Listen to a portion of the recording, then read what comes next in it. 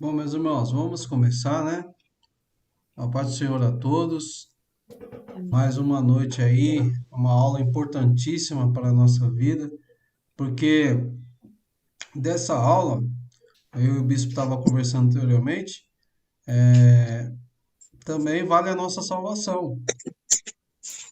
E você precisa entender a graça, como que funciona a graça, como que está sendo banalizada, né? Então, vamos orar para que Deus ilumine nossas mentes, para que Deus venha nos alimentar espiritualmente, para que nós tenhamos a convicção, né, que a graça foi dada para nossa salvação. Amém? Amém. Amém. Oremos. Senhor, muito Sim, obrigado, Senhor. Senhor, por mais uma noite estar na tua presença, Senhor, aprendendo a tua palavra, Senhor Jesus. Coloca, Senhor, nossos corações, abre a nossa mente para a sabedoria, Senhor, para que a sua palavra, Senhor, penetre no fundo da nossa alma, Pai. Coloca, Senhor, coloco todos diante da tua presença, Senhor, e que eles possam, Senhor, ser labaredas do teu Espírito Santo, Senhor. Em teu nome nós te pedimos e te agradecemos. Amém. Amém. Deus abençoe a todos os irmãos que estão participando dessa aula, que eu, na minha análise, é uma das aulas mais importantes para a vida do ser humano, para nós que somos salvos em Cristo, que pretendemos, né, ir para o céu. A, essa lição aqui ela tem uma de suma importância para nós, né? Porque se fala muito hoje em dia em graça. Ah, graça, eu vivo na graça, eu estou na graça, mas geralmente não se entende o que é a graça, né? Então, para a gente entender o que é a graça de Deus, a graça que veio como um presente imerecido para nós, graça é um presente imerecido. Nós temos que estar analisando a respeito desse assunto. O que é a graça? Ah, se eu estou na graça, eu posso fazer o que eu quiser. A graça aboliu a lei está abolida, você não precisa cumprir mais nada, nenhum preceitos da lei de Moisés. Então, são algumas perguntas que às vezes a gente tem que ter um raciocínio espiritual para entender. Porque explicar sobre graça não é para qualquer um, não é fácil. Né?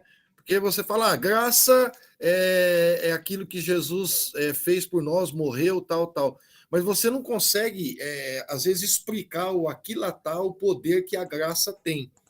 Então, nós vamos hoje estar falando um pouquinho sobre isso. Eu acredito que uma lição só não vai ser possível da gente entender tudo o que a gente requer dessa lição. Então, nós vamos falar um pouquinho sobre a banalização da graça, que a graça não é de graça, ela teve um preço muito grande pago por Jesus, mas ela está sendo banalizada, está sendo comercializada como se não valesse nada. Então, a banalização da graça ela está, infelizmente, infiltrada nos púlpitos das igrejas. Então, a gente tem que tomar muito cuidado com isso. É uma graça barateada, é uma graça falsa, é uma graça que você tem que fazer alguma coisa para merecer ela, e não é isso, a graça já foi paga na cruz. Então, tem certas indagações de suma importância para a nossa salvação. E como disse o Nai, nós conversamos que essa lição ela é muito importante para nós entender o que é salvação, o que é graça. Né? Então, vai ser de muita importância para a nossa vida, né?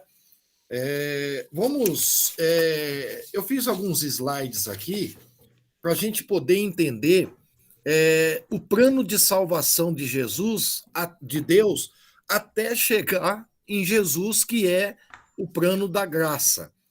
Então, para que você entenda o plano de salvação, a primeira coisa que você tem que entender: o plano de salvação não é projeto humano.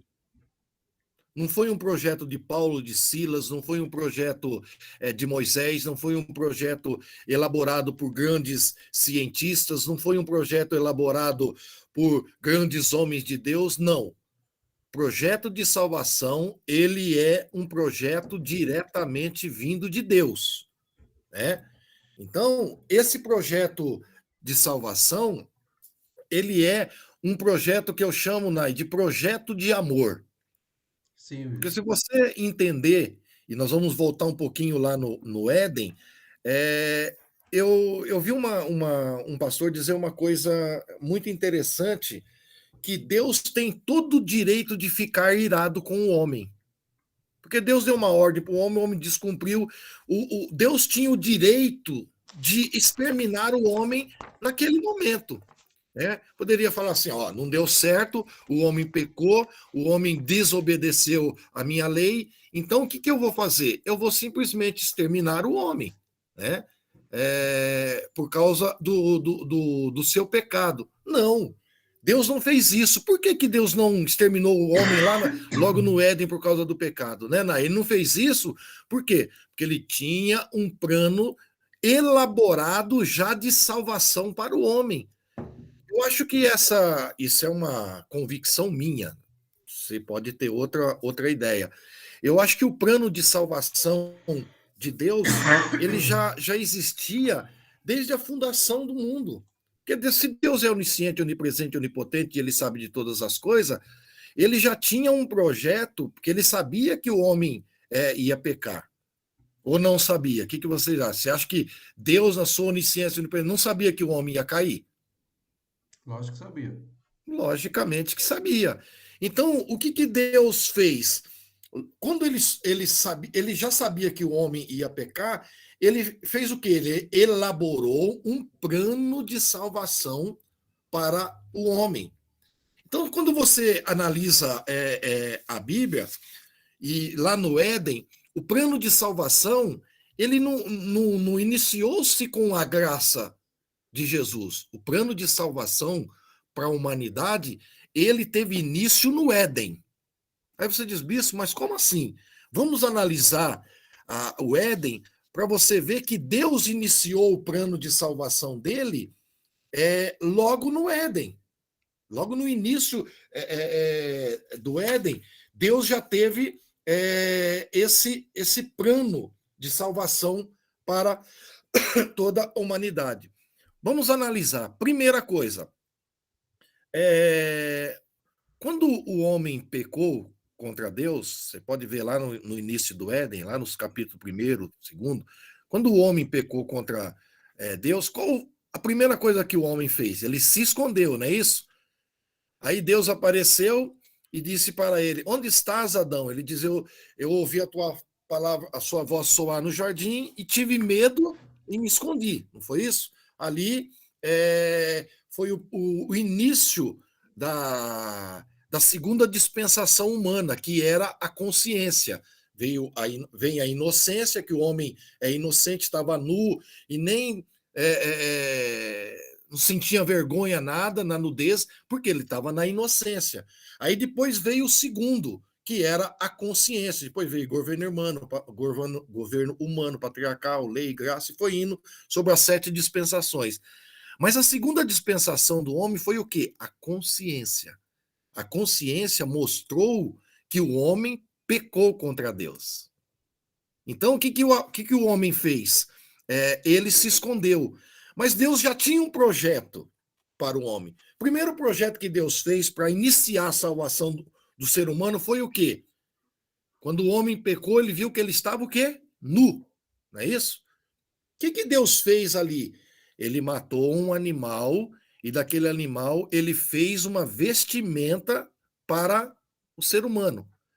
E esse animal que Deus matou lá no Éden, provavelmente ele matou um cordeiro, né? Que ali ele fez uma roupa para o ser humano, para ele não sentir mais a vergonha da nudez, do seu pecado. Nudez ali simbolizava o pecado do homem. Então, Nai, o que Deus fez? Ele começou o projeto dele. Qual foi o projeto que Deus iniciou com o homem? Ele matou um animal, fez da pele uma vestimenta para o homem, para iniciar ali o plano de salvação. O que simbolizava isso? Que o Senhor matou um cordeiro para vestir o homem da sua nudez.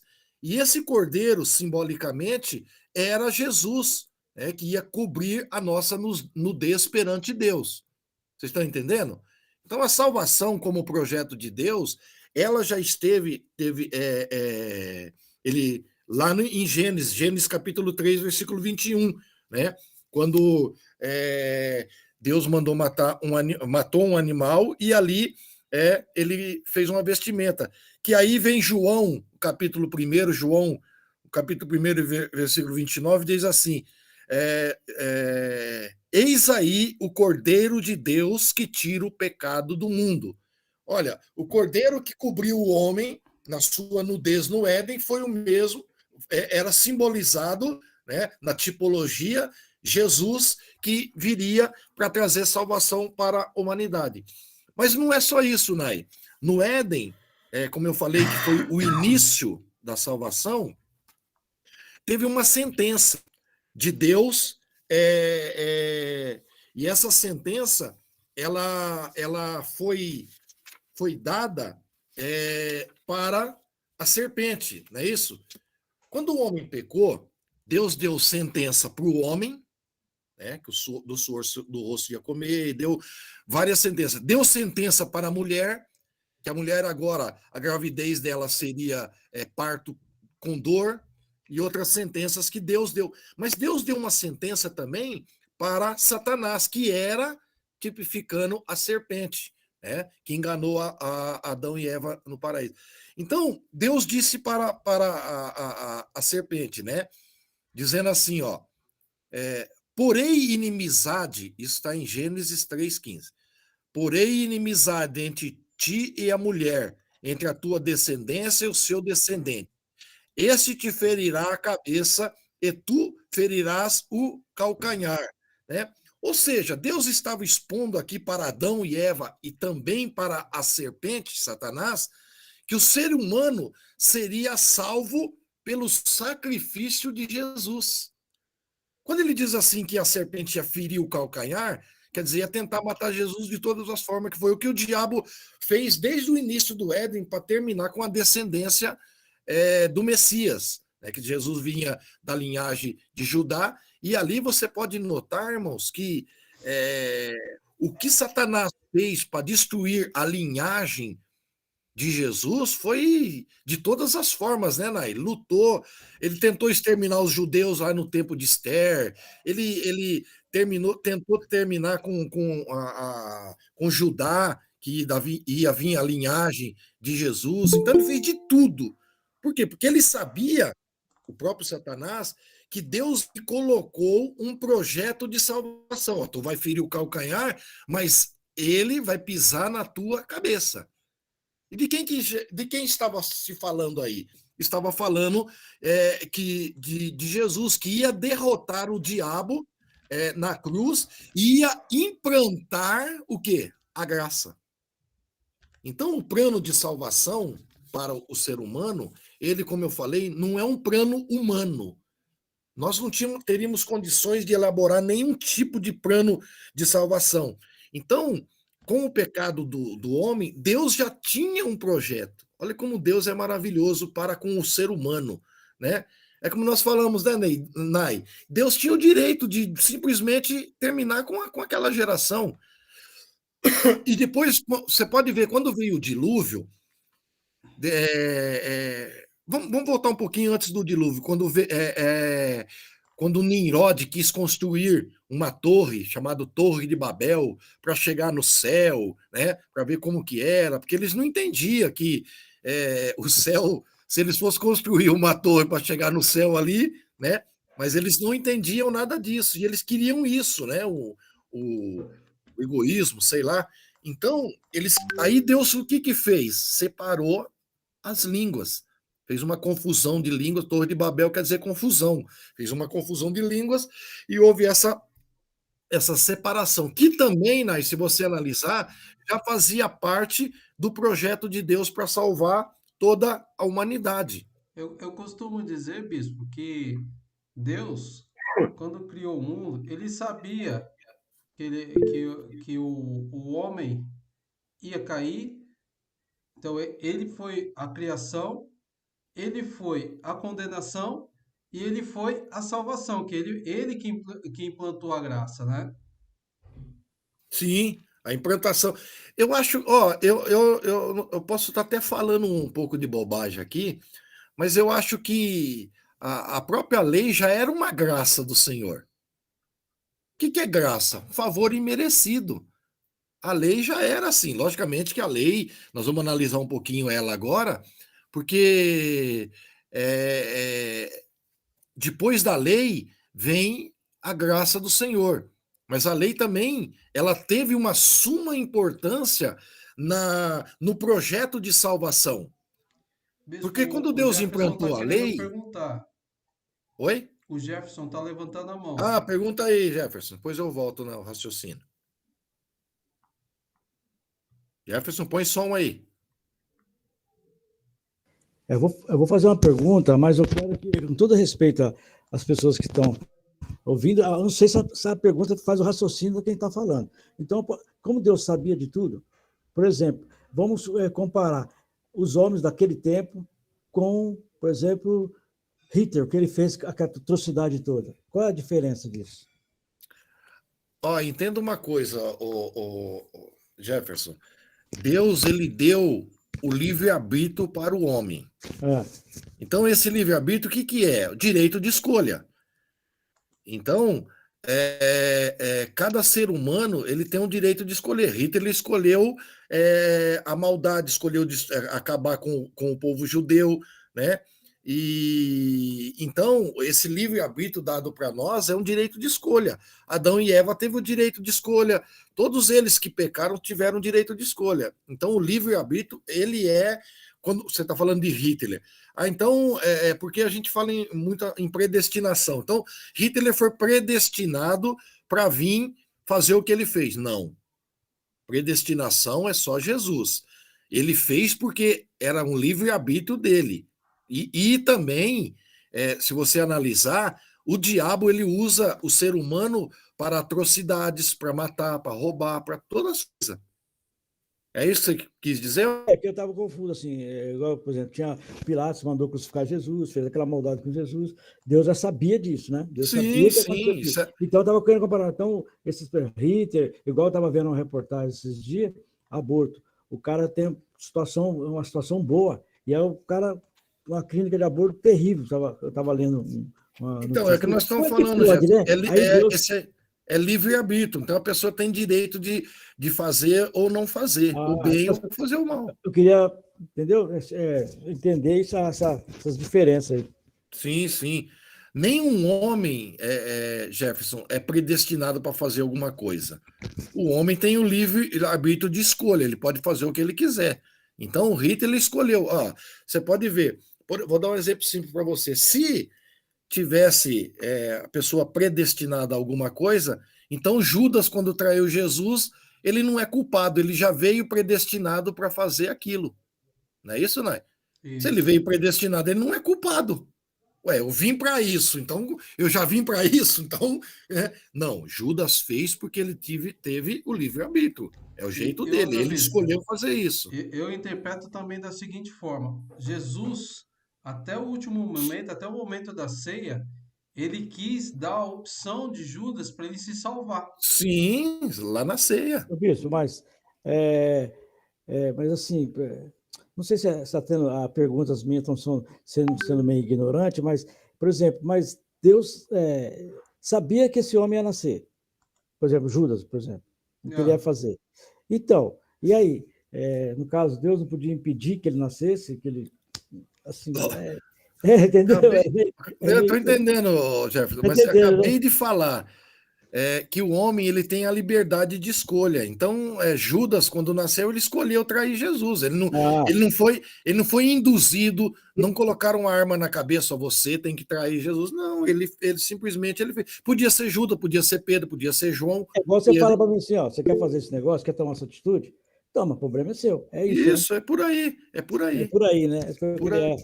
Pode Pode falar, falar, Gabi. Nô. A paz do Senhor. É igual um ladrão, né, bispo? A pessoa ela não nasce destinada a ser ladrão. É, Você nasce bebezinho, bonitinho, né? os pais A mãe cuidam tudo, cuida, né? alimenta, né? É, Aí depois você vai escolhendo com suas o escolhas, né? tempo, né? Se você vai ser ladrão, se você vai ser um trabalhador, né? A gente não pode esquecer também da influência satânica, né? Porque o Com certeza. diabo, ele veio aí para destruir tudo que Deus construiu dentro de nós. Então, o diabo, ele fica rodeando, né? Tanto que eu falo que os bandidos, eles têm a personificação do diabo. Eles vieram para matar, roubar e destruir. Né? Ele vem para matar pessoas, roubar a nossa paz e destruir a nossa alegria, né? E Eu outra falo que é coisa, assim. pastora, se você não tomar cuidado, o diabo pode entrar em você. Você diz, como assim, bispo? Pelo amor de É Deus. sim, eu sei. Pode ver que Pedro, quando Jesus estava falando que ele ia ser crucificado, ia morrer, o que Pedro falou para Jesus? Tem dó de ti mesmo. O que Jesus falou para ele? Para trás de mim? Satanás. Satanás. Para É trás de mim, isso mesmo, Satanás. né?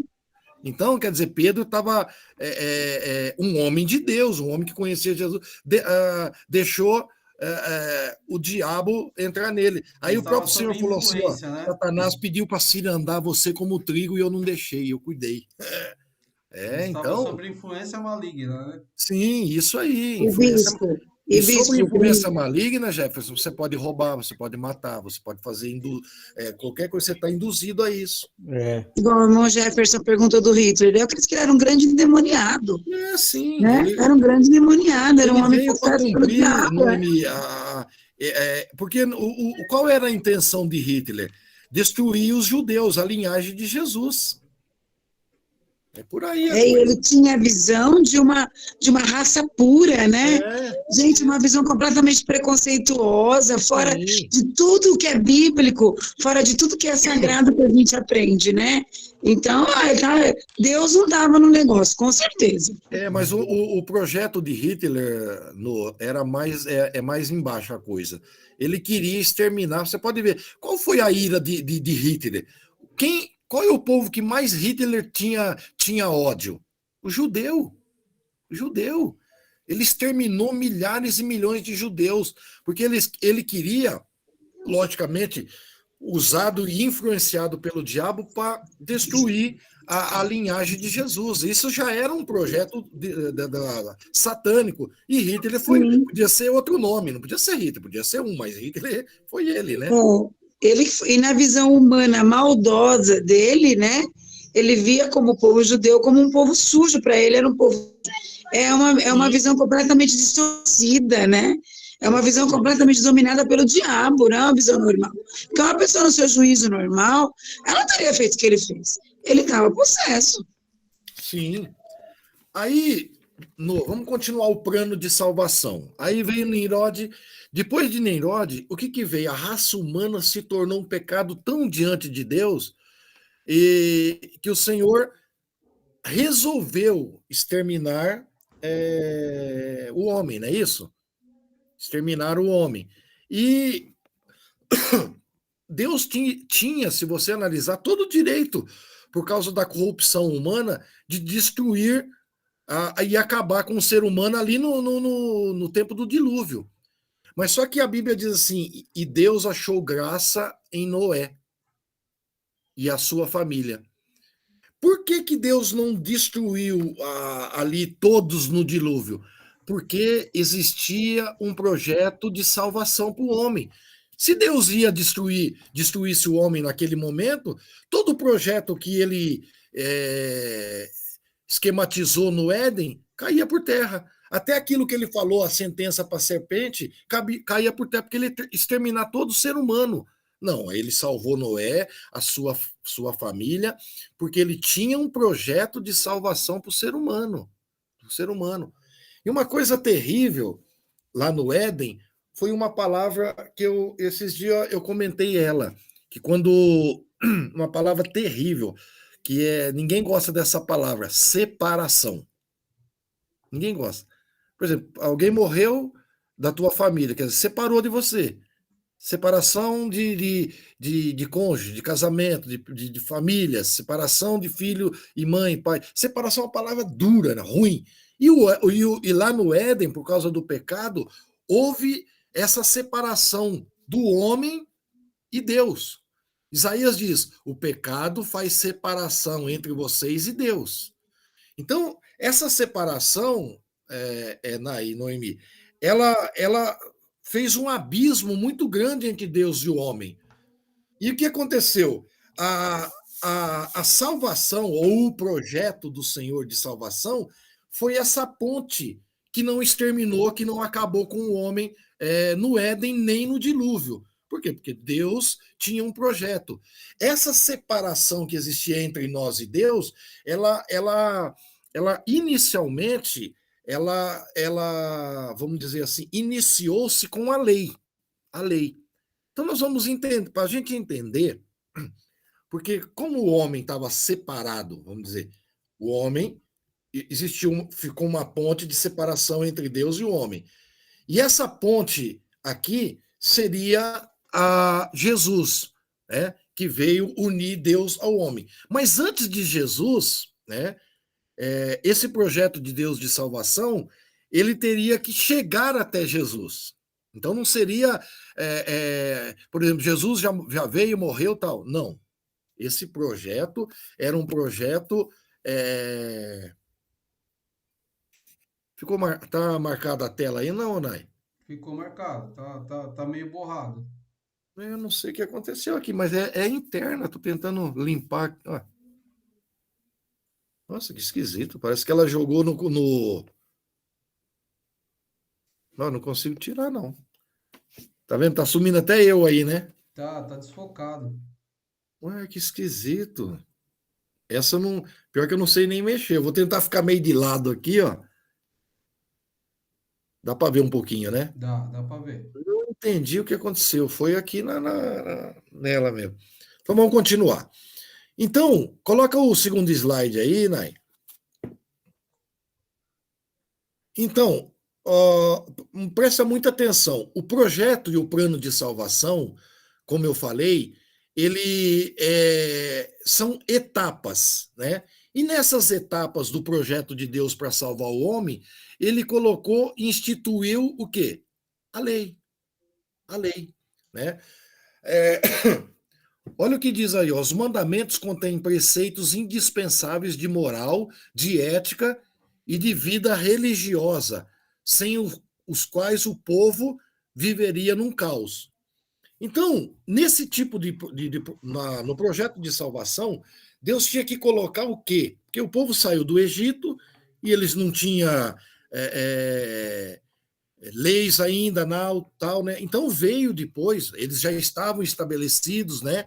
E ali se colocou, né, a lei para quê que a lei? Para que a lei ela conduzisse o povo para que eles não fizessem coisas erradas, praticasse o que era certo, né? Agora entenda uma coisa aqui, ó.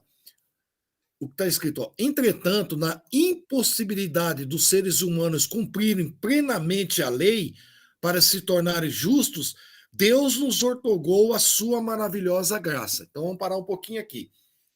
A lei de Moisés, se o povo conseguisse, vamos dizer assim, cumprir todos os mandamentos da lei, eles seriam salvos.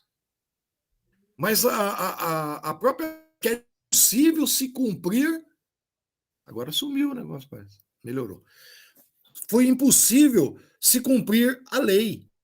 E a lei, né, ela existe, não é só. Quando a gente fala lei de Moisés, a cabeça nossa já cai lá na lei moral, que é os 10 mandamentos. Não, mas tinha a lei civil, tinha a lei cerimonial, que era a lei das cerimônias que o judeu tinha que cumprir, e eram muitas.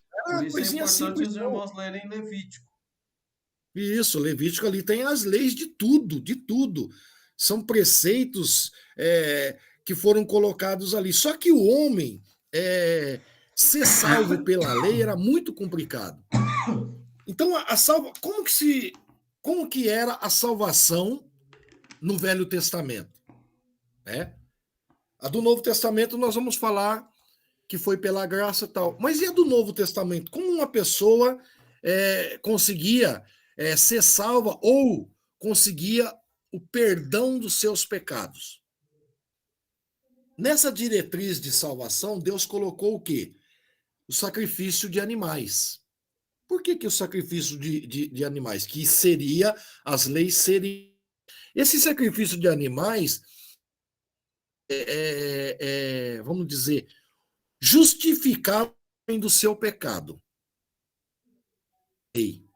Então, vamos ver a lei cerimonial. Quando alguém pecava, igual o Nai está falando, lê Levítico, que fala da lei dos sacrifícios pelo pecado. Né? Então, quando alguém pecava, seja voluntário ou involuntário, que tinha pecados involuntários, alguma coisa que eles faziam lá, que era preceito da lei e se tornava pecado. Então, o que eles tinham que fazer, né, Nai? Tinha que matar um animal, ou nem matar, ele tinha que pegar um animal, levar para os sacerdotes, né? Nem era o sumo, os sacerdotes iam fazer o quê por eles? Expiação pelos seus pecados.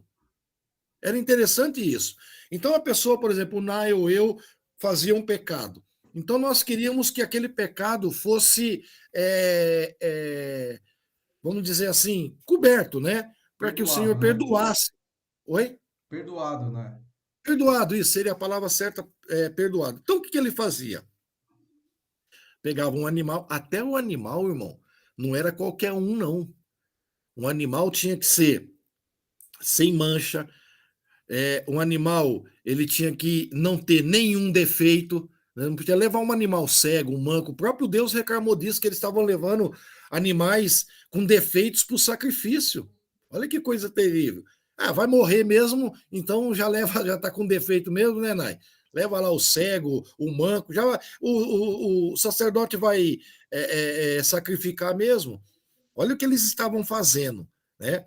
Seria uma banalização da salvação naqueles tempos, né? Levar um animal defeituoso para o sacrifício.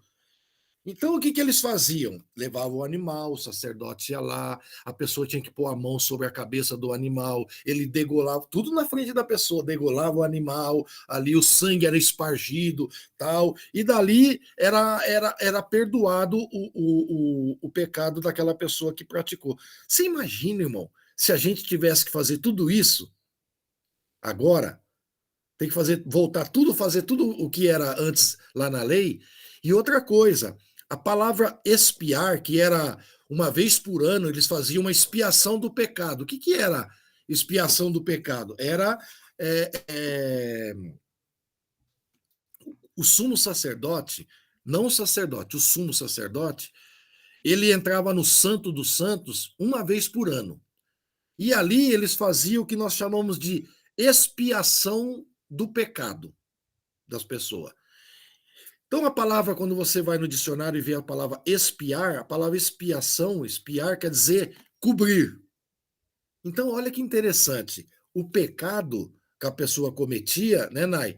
Ele não era lavado, ele não era exterminado, ele era coberto. Expiar quer dizer cobrir. Então, Deus, através do sacrifício dos animais, o que ele fazia?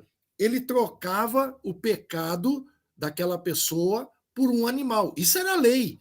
Isso era lei cerimonial. A pessoa pecava, tinha que levar um animal para o sacrifício. O próprio Jesus, no templo lá de Jesus, você vê que ele entrou lá no templo e derrubou as mesas lá, porque eles estavam vendendo, né, animais para ser sacrificado. Eles não levavam, porque a pessoa, quando fazia o sacrifício, tinha que cuidar do animal, tinha que dar água, tinha que zelar do animal para depois levar para o sacrifício. Lá não. Jesus viu que eles pegavam e compravam um animal, não precisava fazer sacrifício nenhum. Quem tinha dinheiro, né, Nai? Comprava um boi lá, vendia para um absurdo lá e fazia o sacrifício. E pegava o que tinha, né? E é por isso que o bispo falou que muitas vezes levava o animal com defeito. Por quê? Porque comprava ali na hora. Nem via Então, como nós exatamente se vamos. o animal estava perfeito para o sacrifício. É isso mesmo. E outra coisa, Nai. Isso seria, então, porque nós estamos falando da banalização da graça, que é o nosso assunto que nós vamos estar discutindo agora, esses dias aí. Só que, se você analisar bem, será que eles não estavam fazendo uma banalização do sacrifício na época? Sim, e aí o pecado voltava, né? Ele Não é. não era extinto Não totalmente. era extinto, não era coberto, né? Como diz Sim, espiar, cobrir. Não era. Por quê? Ele estava banalizando como estão se banalizando hoje a graça. A graça. Então, a lei naquela época lá. Deixa eu pegar aqui.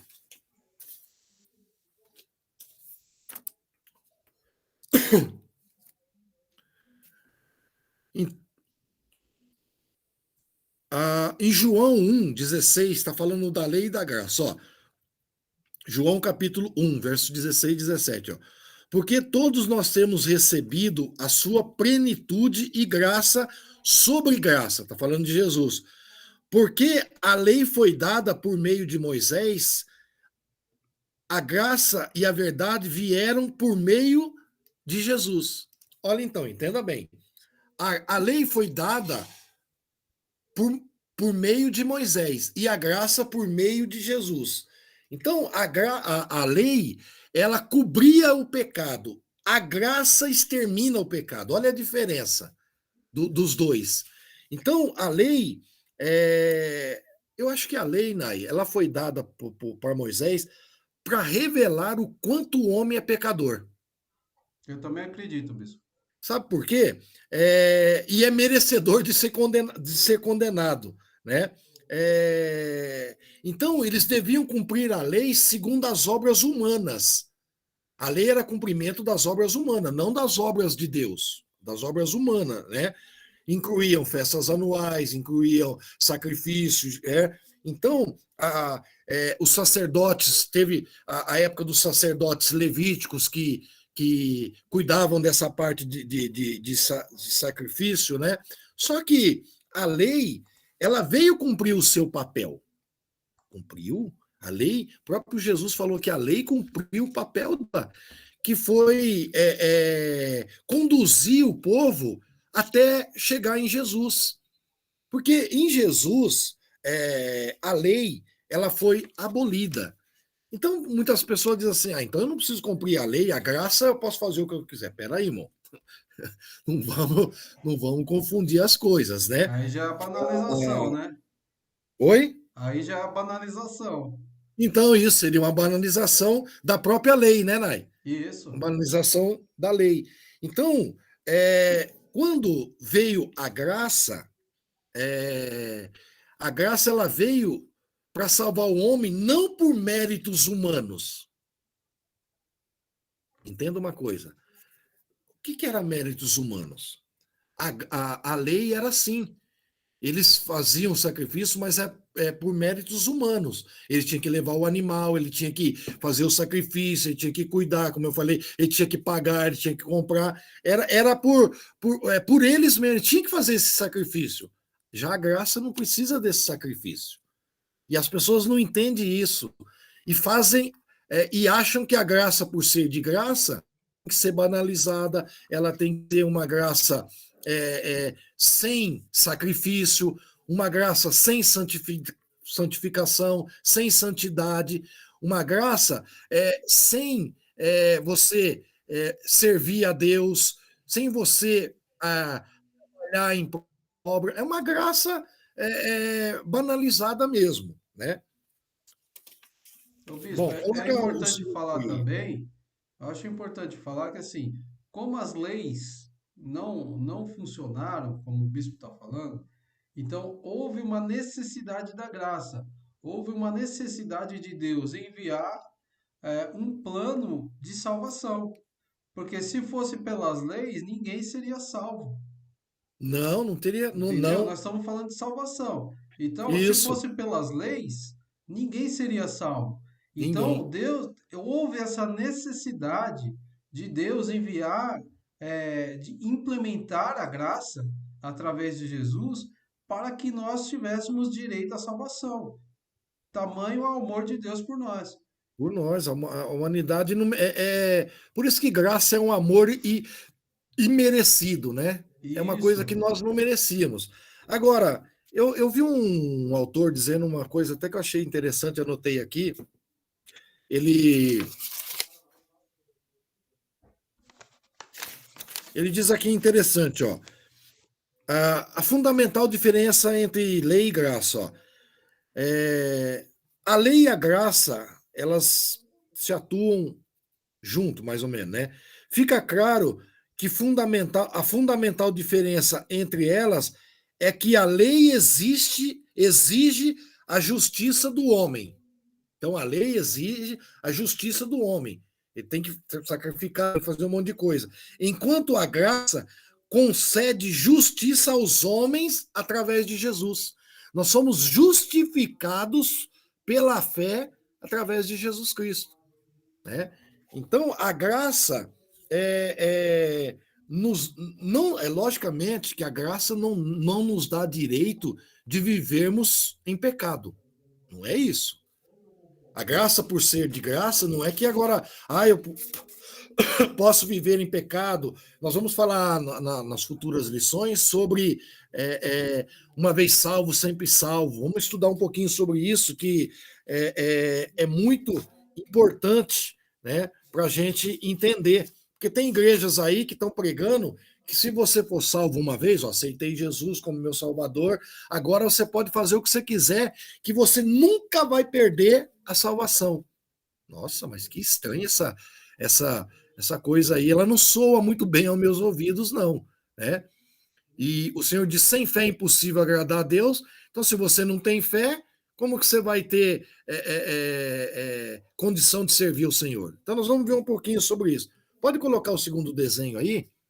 Nós estamos falando da lei primeiro, para a gente entender. Ó, qual foi o propósito da lei? A lei tem o propósito espiritual de apontar e mostrar quão terrível é o pecado. Pela lei, olha o que Romanos diz, 3:20. Pela lei vem o conhecimento do pecado. Olha que interessante. A lei nos mostra que nós estamos errados. Por exemplo, você atravessa o farol vermelho. Existe na lei um código lá que se você atravessar o farol vermelho, você vai ter que pagar uma multa, vai receber ponto na carteira. É uma lei, né? E você sabe que a lei funciona, essa lei funciona, né? Pela lei vem o conhecimento do pecado. Então a gente sabe que a gente está pecando pelo conhecimento que nós temos na lei. Não matará, não adulterará, não dirá falso testemunho, honra o teu pai e tua mãe, leis que são governamentais aí. Então, a gente sabe que é erro porque a gente conhece a lei. Ó, a lei nos conduziu a Cristo. Agora entenda isso, Nai. Essa é muito importante. A lei fez o papel dela como lei. Mas a lei, ela ia nos conduzir para a salvação pela graça. Se não tivesse lei, não teria graça. Vamos dizer que as duas é um paralelo. Uma cumpriu o papel dela para o povo judeu, e agora a graça vai cumprir o papel para nós que somos gentios e vivemos não na lei, mas na graça. Olha o que diz aí. A lei nos conduziu a Cristo. A lei foi uma espécie de guia para encontrarmos Cristo por meio da graça. Então, a lei, logicamente, Jesus aboliu a lei, mas ela foi um guia para a gente chegar na graça de Jesus. Vocês estão entendendo? Alguma dúvida aí? Ô, bispo, é importante também falar assim, Jesus, ele salva pela graça, mas confrontando essa banalização que está acontecendo da graça, é o seguinte, Deus diz, vinde como estás. Só que isso eu lembro do apóstolo falando, ele fala, vinde como está, mas como está não pode Não ficar. pode ficar, é verdade. Por quê? Porque você é salvo pela graça. Porém, você tem a lei que vai te limpar dos seus pecados. Você é salvo pela graça, mas você também tem uma lei de conduta. Você tem uma lei que você tem que obedecer. A nossa lei hoje é a palavra de Deus, que inclui a lei de Moisés, que inclui outras leis que foram introduzidas no Novo Testamento. Então, a graça, ela veio para a nossa salvação, Sim, porém, ela tem que ser transformadora. Se ela não for transformadora, não é evangelho, não é graça.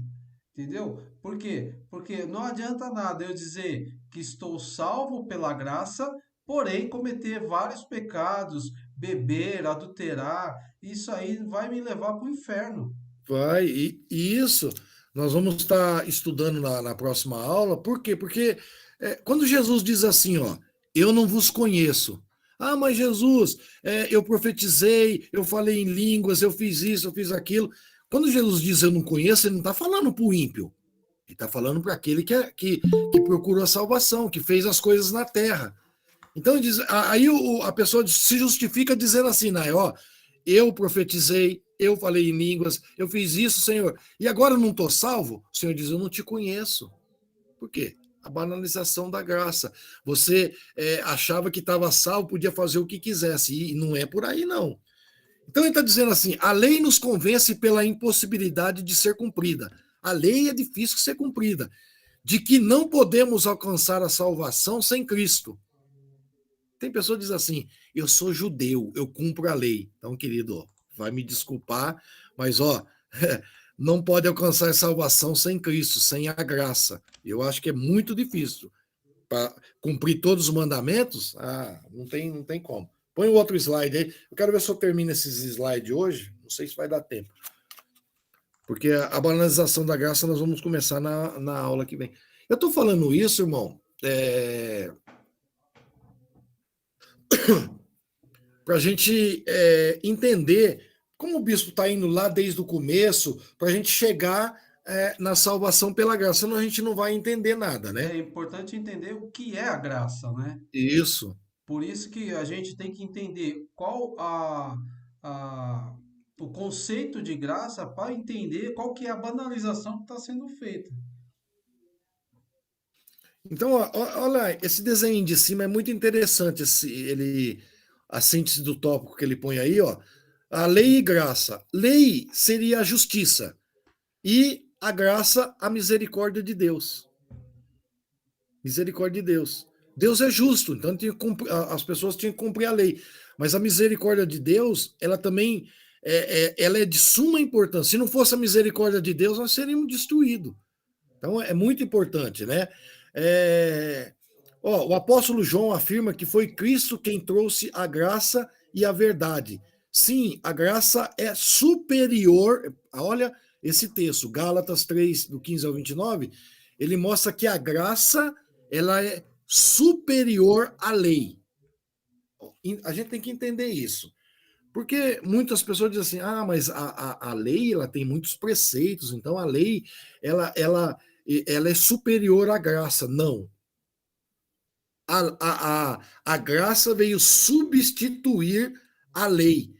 E esse texto de Gálatas está dizendo que a graça ela é muito maior do que a lei. Ou seja, o sacrifício de Jesus feito pela graça, ela superou aquilo que foi a lei que foi dada para Moisés lá no Velho Testamento. Então, aqui ele está dizendo o seguinte, que a graça ela veio substituir a lei, tá bom? A maior experiência de graça, assim, duas experiências que eu acho que é muito na Bíblia, que tem muito a ver com a graça. Primeiro, é o ladrão da cruz. Isso. O ladrão da cruz, se você analisar, ele não cumpriu nenhuma lei. Ao contrário, ele fez tudo que a lei mandava dele não fazer. Por Tudo isso que ele foi contrário, crucificado. contrário da lei. Então, foi crucificado por causa disso.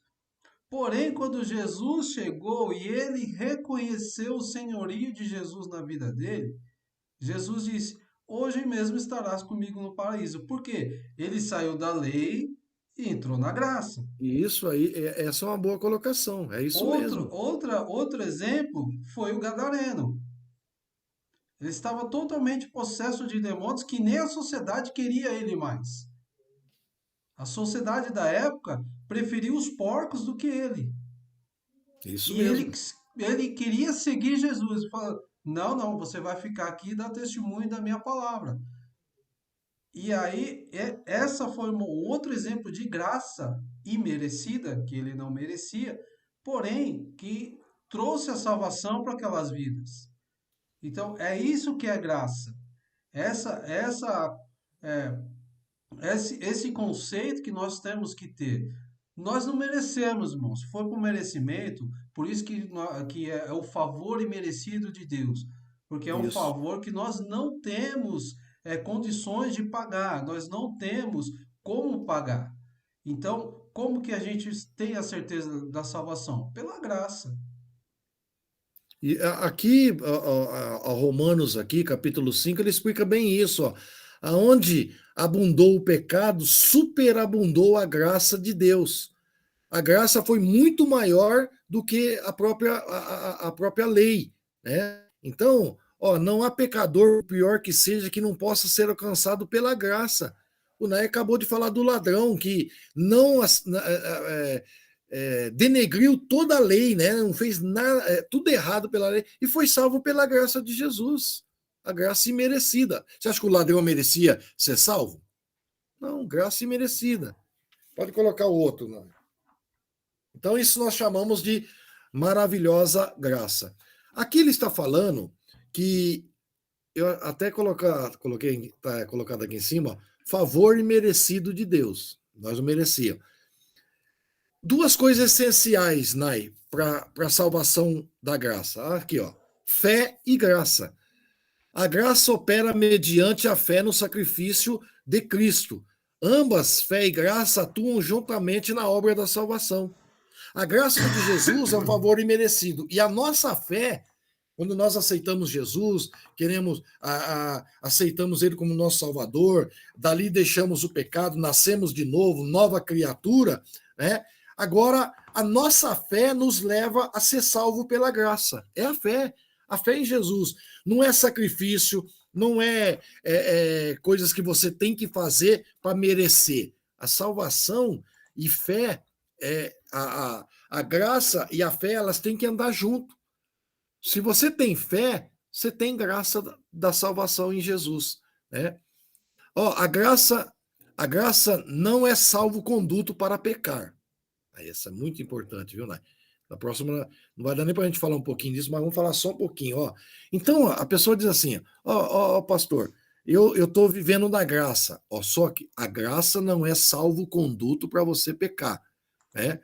Segundo o ensino da Sagrada Escritura, a graça jamais pode ser vista como um salvo-conduto para a prática do pecado e libertinagem. Nunca. Né? Então, isso aí que as pessoas estão falando, que nós vamos, na aula que vem, falar sobre isso, a banalização da graça. Pessoa que diz assim, eu posso pecar agora, posso fazer o que eu quiser, que eu estou salvo. Será? Será que é isso mesmo? Então Jesus ia morrer na cruz do Calvário para quê, né, Nai? Né? Alguém levantou a mão aí? Não. Não? Não. Pensei que alguém tinha. Então, a graça não é o direito de nós pecarmos. Nós temos que quando o Senhor disse para Nicodemos que era necessário nascer de novo, nascer da água do Espírito. Tem que ter santidade, tem que ter vida diária com Deus. Não é assim, não. Então, o sacrifício de Jesus foi tudo em vão. Se eu posso pecar, fazer o que eu quiser, então não adianta nada, né? Pode pôr outro desenho aí que nós já... Olha aqui, ó. Salvação. Projeto de Deus para o resgate do homem. Como eu falei no início, o projeto de salvação não foi idealizado pelos seres humanos, nem pelos anjos, nem por ninguém. A salvação foi idealizada pelo próprio Senhor. No início da lição que nós começamos hoje, fala. Ó, o projeto que, primeiro, veio da parte de Deus. Segundo, não tem participação do homem. A salvação humana, do ser humano, não tem participação nossa não, eu fiz isso, eu sacrifiquei. Não, nada disso, né? E outra coisa interessante, ninguém pode salvar a si mesmo. Se não for por Jesus, se não for pela graça de Jesus, ninguém consegue se salvar sozinho.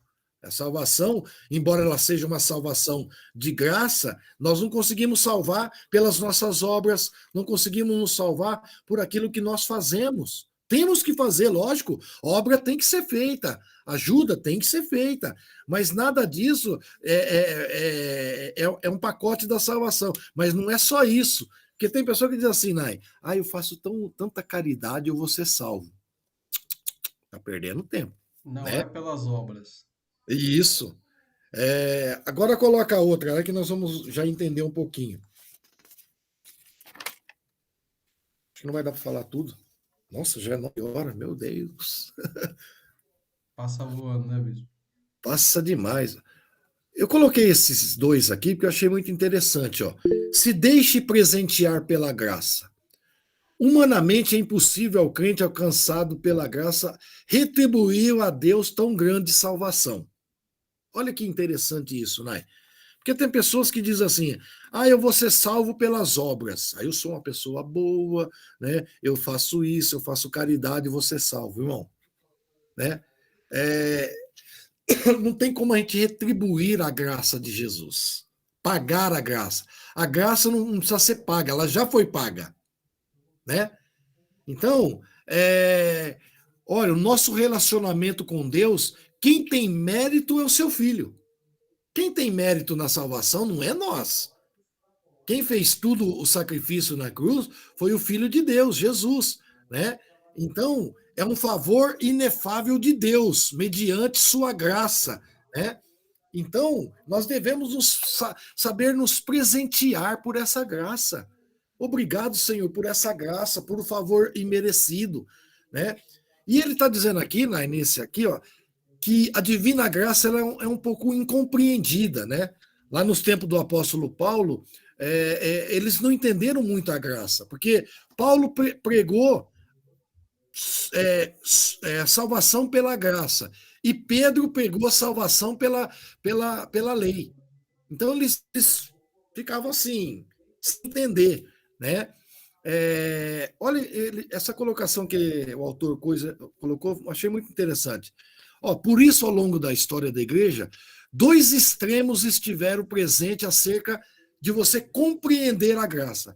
Alguns diziam assim, a graça nos dá liberdade para pecar.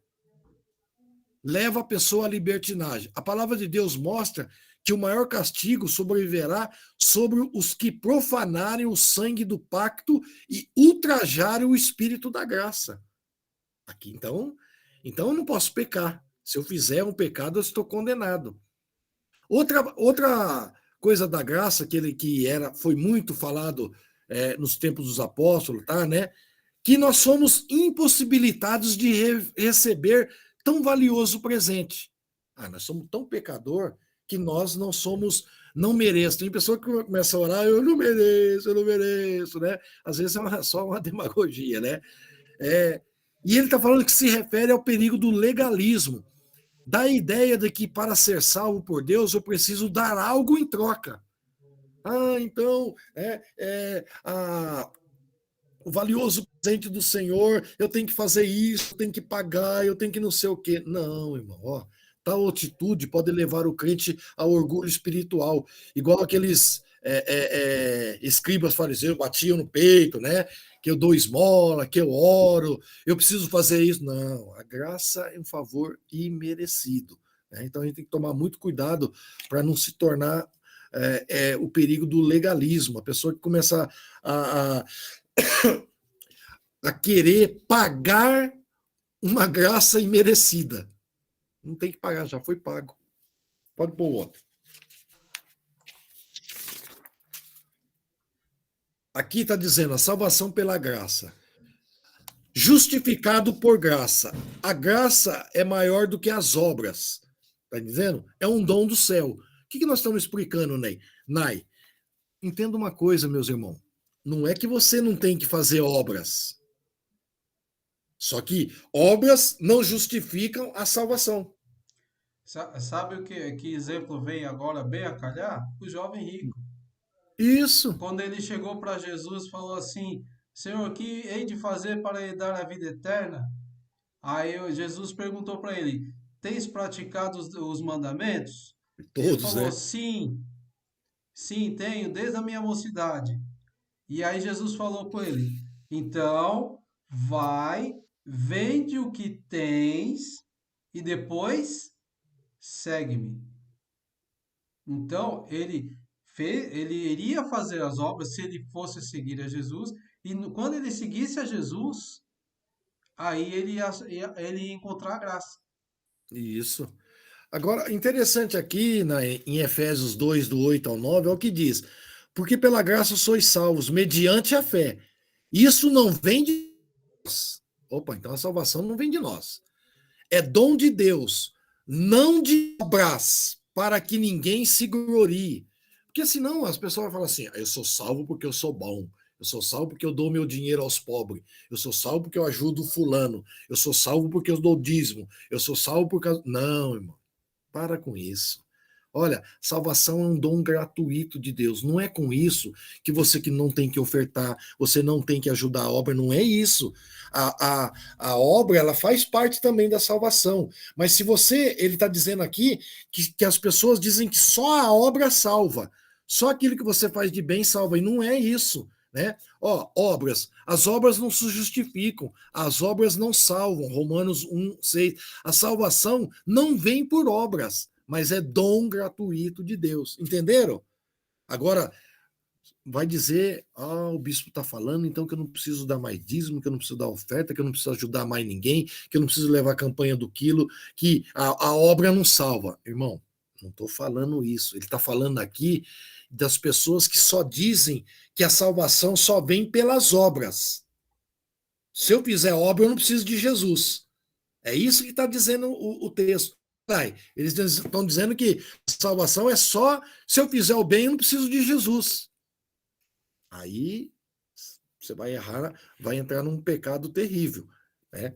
Só isso. Vamos. Coloca é o último, né? Não tem mais, mas. Acabou esse? Acabou, né? Só um minutinho que eu já vou pôr aqui. Só um minuto. Já vamos encerrar, viu, irmão? Hoje nós vamos passar só um minutinho aí. Aguenta um pouquinho para você jantar aí, né? A salvação pela graça. Os passos para a salvação aqui, logicamente, não são só esses. O passo para a salvação aqui ele vai abranger muita coisa. Mas primeiro, número 1, para ser salvo, crer no Senhor Jesus. Aí tem os versículos, Atos 16:31 e Atos 4:9. Depois vem o segundo, ali em cima. Crer em Jesus, arrependimento. Você tem que se arrepender. Depois vem, terceiro, depois que você arrependeu, você vai confessar os pecados. Depois você vai guardar os ensinamentos. Esse guardar mandamentos não é da lei, não, viu, irmão? É ensinamentos do Novo Testamento. Né? E depois, o quinto vem aqui embaixo, ó, ser batizado nas águas, né? E depois ser perseverante. Esse último aqui, que ele está dizendo, salvação, passos para salvação, ser perseverante. Sim, então, se uma vez salvo, sempre salvo, por que eu vou ser perseverante? Por que eu vou perseverar? Por que eu vou santificar? Por que eu vou fazer as coisas para Deus? Se eu estou salvo. Isso aqui, esse sexto aqui já quebra todos os ensinamentos. Amém, irmão? Amém. Ficou alguma dúvida? Na aula que vem, por que o bispo fez um rodeio muito grande? Para que você entenda a lei e a graça. O projeto, para que você entenda o projeto de Deus para salvar o homem, que veio lá do Éden e vem até o final no Apocalipse. Projeto de salvação. E agora, na aula que vem, né, nós vamos falar sobre, já que a graça é algo extraordinário para o ser humano, eles estão banalizando ela, a graça. E é sobre isso que nós vamos estar trabalhando na aula que vem. Eu quero... Nai, depois você põe essa enquete para mim aí, que é uma enquete que é muito interessante, me fizeram essa pergunta aí, e eu até que, assim, inicialmente a gente fica pensativo, né?